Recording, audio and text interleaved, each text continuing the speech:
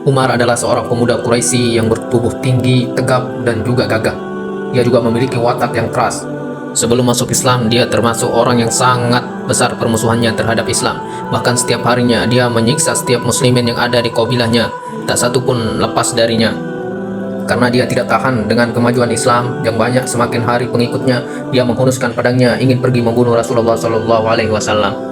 Di tengah perjalanan, dia bertemu dengan salah seorang sahabat Nabi yang menanyakan kepadanya kemanakah ia menghunus pedangnya.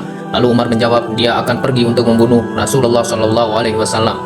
Sahabat itu pun berkata, apakah engkau akan membunuh Rasulullah SAW sedangkan adikmu sendiri berada di dalam agamanya?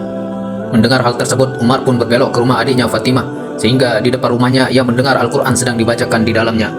Dengan marah, Umar pun menggedor pintu dengan keras. Mendengar Umar berada di depan rumahnya, maka Fatimah dan suaminya menyuruh Khabbab untuk bersembunyi yang sedang mengajarkan mereka Al-Quran. Setelah Umar masuk, maka langsung memukul suaminya Fatimah dan juga menampar adiknya tersebut. Dengan marah, Umar berkata, apakah engkau telah murtad dari agama nenek moyangmu? Dengan keras, Fatimah menjawab bahwa dia telah masuk agamanya Muhammad. Mendengar pengakuan adiknya, Umar semakin tinggi tensi darahnya dan marah kepada mereka sehingga dia memukul suaminya Fatimah. Tapi dengan lantang Fatimah membela suaminya sehingga akhirnya Umar pun terdiam. Mana mungkin adiknya yang selalu patuh terhadapnya sekarang berani bersuara keras di depannya. Setelah sejenak terdiam, Umar pun meminta Al-Quran yang ada pada Fatimah. Dan Fatimah dengan lantang tidak memberikannya karena Umar adalah orang yang najis.